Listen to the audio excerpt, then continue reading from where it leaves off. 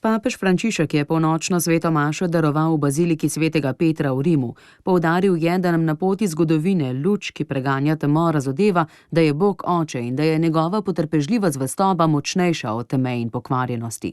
Bog ne pozna iskre jeze in nepotrpežljivosti. Vedno je tam, kot oče iz prilike o izgubljenem sinu in čaka, da že oddaleč uzre sinovo vrnitev.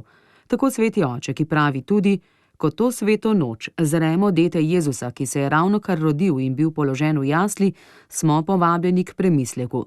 Kako sprejemamo Božjo nežnost? Ali pustim, da se me on dotakne, se mu pustim objeti, ali pa mu preprečim, da bi se mi približal?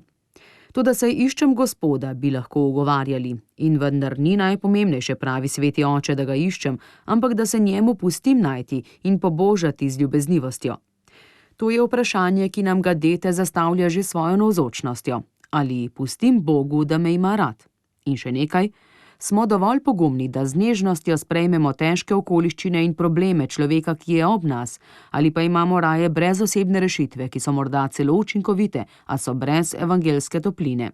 Ko se zavemo, da je Bog tako zaljubljen v našo majhnost, da je sam postal majhen, da bi nas bolje srečal, ni mogoče, da mu ne bi odprli svojega srca in ga prosili: Gospod, pomagaj mi, da bom tak kot ti.